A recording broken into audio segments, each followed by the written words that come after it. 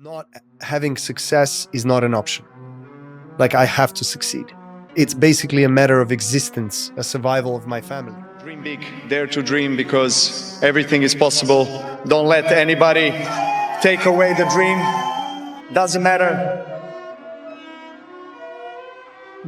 where you're coming from. I actually think that the more disadvantaged childhood you have, the more difficulties and more challenges you have, the stronger you become. That goes back to my very, very beginning of my life and my relationship, particularly with my father, and not doing enough, not being good enough, etc., etc. So now that I'm talking about it, I kind of get emotional about it because it's still deep inside of me, and it's kind of the battle that I also go through often. Because a lot of people, even closest people in my life, ask me, what more do you want? You have achieved everything. What do you want? Why do you keep going? And I tell them the good part that I told you, that I still really strongly feel it's inside of me. And I feel like as long as I have the capacity or ability to compete for the biggest titles in my sport, I want to keep going. And don't really let anybody take away that dream from you. Nurture it, water it like you water the flowers. Even if you find only one person in this world that will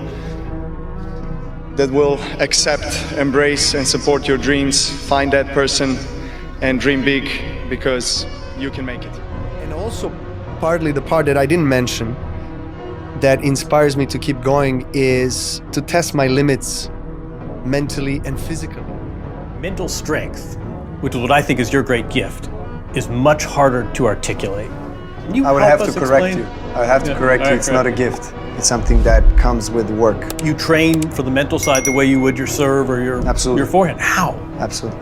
Well, there are different techniques. Conscious breathing is a big part, especially in the moments when you're under tension. I think a lot of people think, in the moment, Novak's so locked in. You're saying this is all part of a process. I mean, I might appear maybe locked in, but trust me, there's a storm inside, and the biggest always battle is within, right? Take us in there. Yeah, I mean, you have your doubts and fears. I feel it every single match. The difference between you and me is my training and my ability to not stay in that state and in that emotion for a long time. Mm-hmm. So I stay in it for seconds, and you stay in it for who knows. Yeah. Right? Yeah. So I think there's true wisdom in that. Yeah. And it's all about practice. Everything. I mean, brain is a muscle like any other. I don't like this kind of a mindset that I see a lot in sports, like just think positive thoughts, be optimistic. There is no room for failure. There is no room for, doubts and stuff like this. It's impossible to do that. You are a human being. The difference, I guess, between the guys who are able to be biggest champions and the ones that are struggling to get to the highest level is the ability to not stay in those emotions for too long. So for me, it's really relatively short. So as soon as I experience it, I acknowledge it. I maybe, burst, I scream on the court, whatever happens, but then I'm able to bounce back and reset. You're up 2-0. What's the story? Are you not happy, or you're only half happy, or? Still to be happy about. You're up 2-0. Job's not finished. Job finished? I don't think so. You don't even know what the thing is yet. Exactly. How big it can get, how far it can go. This is no time to take your chips down. $1 million isn't cool. You know what's cool? You. $1 billion. That shut everybody up. And that's where you're headed. $1 billion valuation. Unless you take bad advice, in which case you may as well have come up with a chain of very successful yogurt shops. When you go fishing, you can catch a lot of fish, or you can catch big fish. You ever walk into a guy's den and see a picture of him standing next to 14 trout? No, he's holding a 3,000-pound marlin. Yep. It is an unwritten rule of life that after every prolonged period of hardship and uncertainty, there is going to be a period where you achieve quantum leaps across multiple areas of your life. The only requirement is that you do not give up on yourself.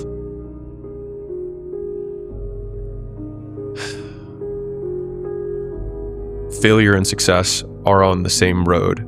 It's just that failure is an earlier exit. The only skill that matters on this planet is endless persistence, stubbornness.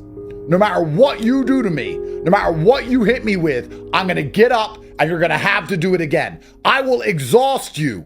I will exhaust you via persistence. No matter what you shoot me with, no matter what you punch me with, I will turn up again and make you do it over and over and over until eventually the cosmos itself respects me. God will respect me. Society will respect me. Women will respect me. My friends will respect me. The universe will respect me. Not because I always win, but because I always turn up ready to lose. Over and over again. No matter how badly you hurt me, I'm gonna be there. I'm gonna make you work to beat me. You don't get to knock me down once. You don't get to hit me with something. You don't get to indict me. You don't get to make me cry. You don't get to do something and I quit and give up and I go away. No, sir. I am a permanent problem. I am a splinter in your mind for the rest of your consciousness. I will always be here. One life. Just one. Ready for this? Why aren't we running like we're on fire towards our wildest dreams? We got one shot at this. Why aren't we like the crazy one? I want people to look at me like, that guy is nuts. Good. I got one shot at this life. I'd rather you call me crazy and a dreamer than a settler or not know me at all. I tell my kids all the time, you know, you always know the leader by the arrows in their back, right? If people aren't talking or judging or thinking, then you're just kind of blending in. You're made to stand out. You have to change. And it sounds so like, does that sound like a trite truism or whatever? Like cliche, yeah. If nothing has changed, nothing will change. And so you have to be like, something has to be the catalyst. And you were the only, like, either you get in a car accident, your girlfriend breaks up with you, you can use the negative, at least, like, if you are not happy with your life and then something bad happens to you, be grateful for it in the moment, because it means that a chaos variable has entered the building. And that means that you have the ability for a short period of time before equilibrium gets reestablished that you can change shit without the same consequences, because all of your loops got muddled. Mm-hmm. And so like, those are the periods of time where you can go through tremendous change, because you're like, well, fuck it. Everything that I thought to be true isn't. Mm-hmm. So what else did I think was false but isn't? And then you can start moving towards it. Take the frustration, take the negativity, take all the anger, take all the pain, and use it to win. Don't try and tax the rich. Become rich so you don't pay taxes. Do you understand? This is the correct operating software. These are the correct operating parameters that allow you to have the best possible life. You're not going to change other people, but you can change yourself. Take responsibility. Brutal self-accountability. Brutal. If you do that, if you brutally accept that everything in your human experience is your own fault, then you stand a chance of living a life worth living. Complaining about the nature of others is not going to allow you to win. If you really want to avoid all the critics in your life, then do nothing, say nothing, and be nothing, and you'll never get their attention. But if you are something and you're doing something, you become something, guess what? You get their attention. And that pisses them off because they could never be what you are now. So the only thing they can do to make themselves feel good is try to bring you the fuck down. I say thank you for that. Thank you for acknowledging the fact that I'm doing something, because I don't know who the fuck you are, but you seem to know who I am. Works for me, fucker. This is all about the quitting mind. So what's the quitting mind? So, let's say it's day one of a job interview. We all know what that fucking shit feels like. You have your clothes laid out. You got your fucking food ready to go in the morning. You've been preparing for weeks and weeks and weeks.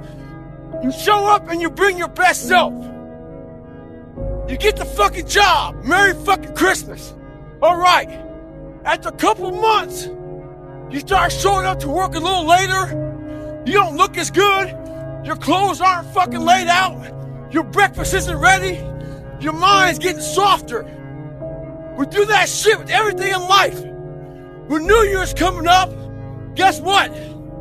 Don't have a fucking quitting mind. Repetition every day. Stay hard. No matter what anybody else says, you could hear the best speech. You could take the best program. You could go to the 12-hour seminar and jump around and say, hey, I'm a different person. It's always going to come down to the two things that it comes down to for everybody. One, You have to become the kind of person that can push through the hard times. Most people can't do that.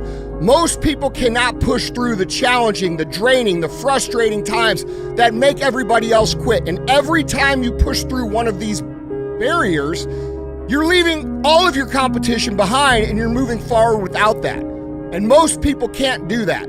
So you have to build yourself into someone who has the discipline, the fortitude, the grit, the perseverance to push through the hard times, to become someone who is literally fucking incapable of quitting. I can't leave the gym. You won. You fucking won. When you walk out of here today, you know, you've won. Imagine walking out the door a loser. I'd rather die. I would rather die than be that loser guy. Think about that. Do you want to walk out that door a damn loser, or do you want to walk out the door a winner? You know, I'll fight to the death. And sometimes I actually went close to death. It sounds crazy, but you got to give it that much if you want results. Otherwise, you'll be like everybody else. You see, the way that you become unstoppable is by refusing to stop. It's not a quality that you develop in a week or a month, or by reading or listening to something inspiring. It's a habit of mind and character that you develop by practicing the quality of persistence over and over in every circumstance until it locks in and becomes a permanent part of your character. Stop this one now. Don't, okay? Let me finish. I gotta prove it. Prove what?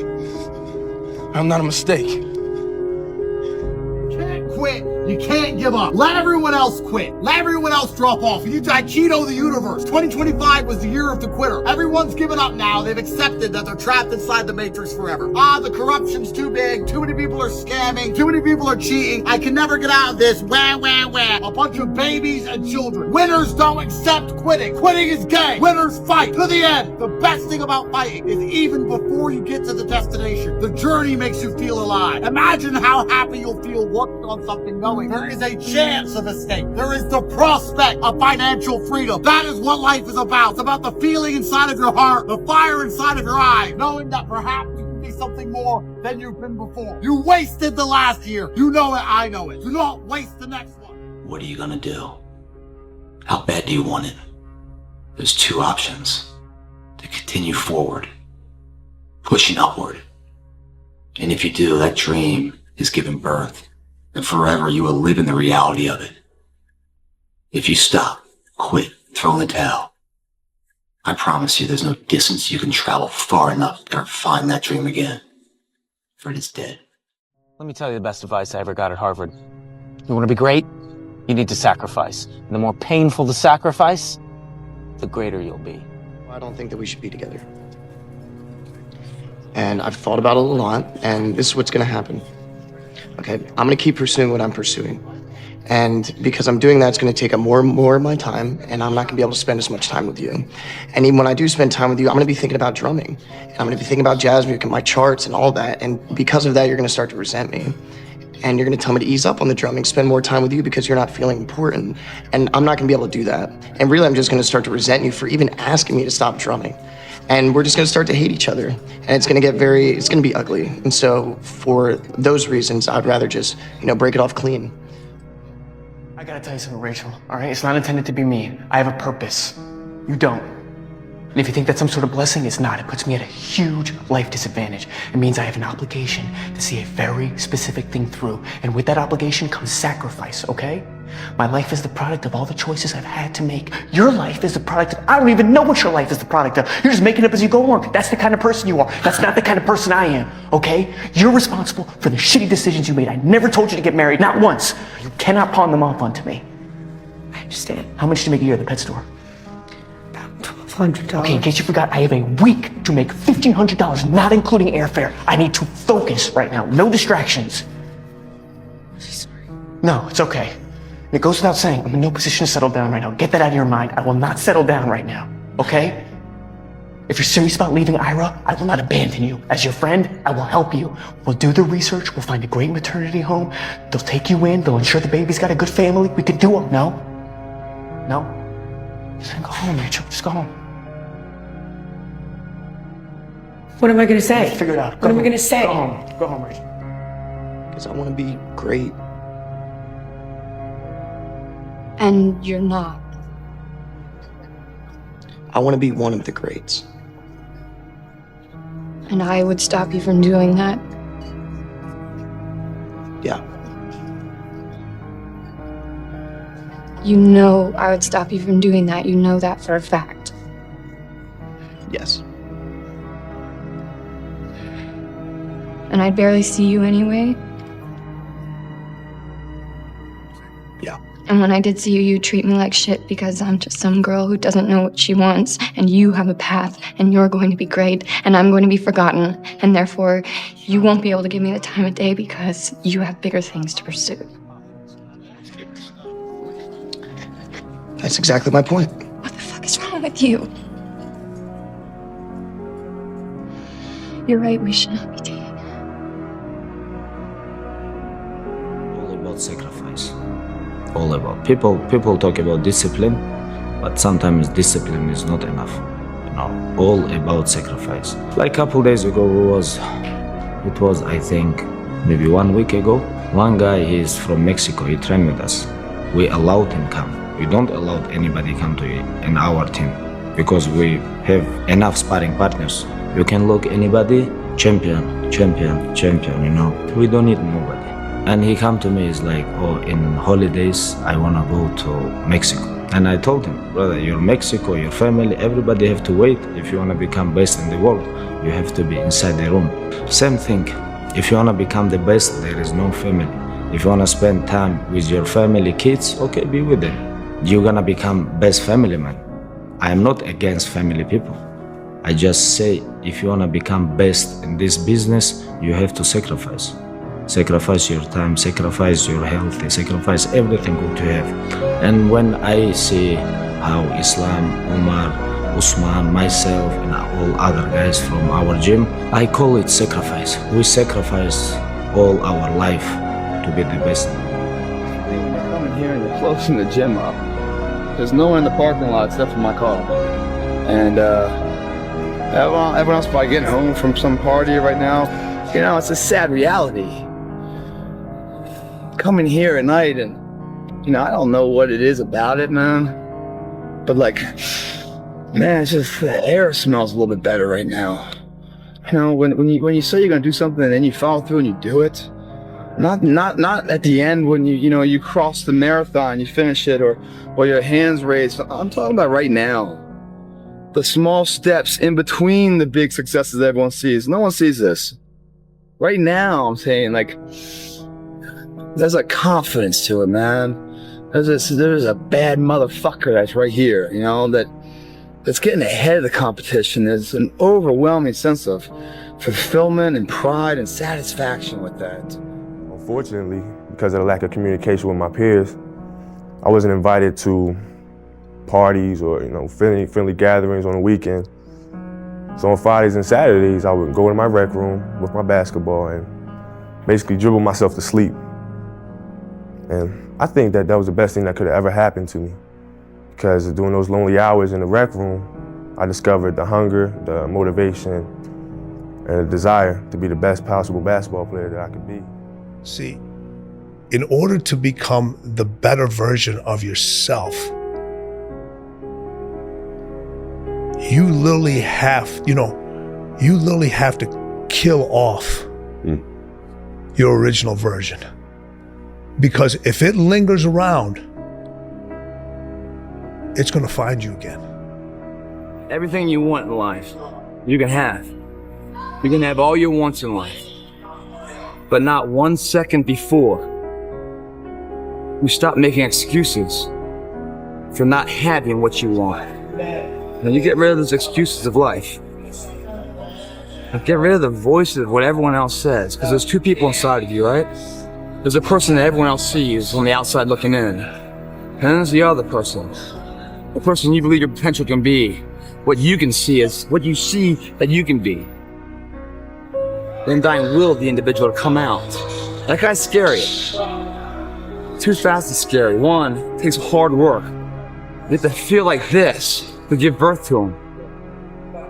You know, it's just, scary for a lot of people. They have to go through, they have to endure that sweat equity of life, dedication and sacrifice, due diligence to see it through. The unknowns of life. It's the path less taken, that's scary. But also, once you get through it, it gets really scary.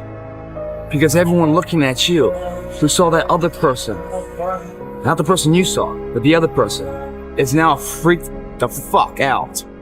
Because who the fuck you are now stands there in that dominating force who took the advantage of the time they had and now is reaping the reward of the seeds they planted today and yesterday and the days before, bearing the fruit of their potential of what they can be. No regrets, no wonders of what if. Just damn sure proud and excited of what's gonna come, what's gonna be. That's a good fucking day, man. How can you not stop and be like, bro, I'm the only one. I am the only one paying the price. I am the only one doing what's required. Everybody else is sitting at home eating Doritos, and I am out here in the snow getting better. How can you not be excited about that? There's players and there's spectators. Your work today ensures you get to become one of them. You get to ensure who's going to come up to your funeral. How's that eulogy going to be? Every one of these things is a deciding moment for you to figure out, is it worth it or not? Funny thing is, you go through that pain, you're like, I can't do anymore. Something inside of you, you don't know where it is. Something inside of you just kicks in and says, no, we're going to go for one more. And you do it. You don't know where that thing came from. It's always been there. But it comes in that one time you do one more, you drop it, you go, I saw something there. I like that. I like that person that actually puts the effort in and then goes beyond what they thought they could do.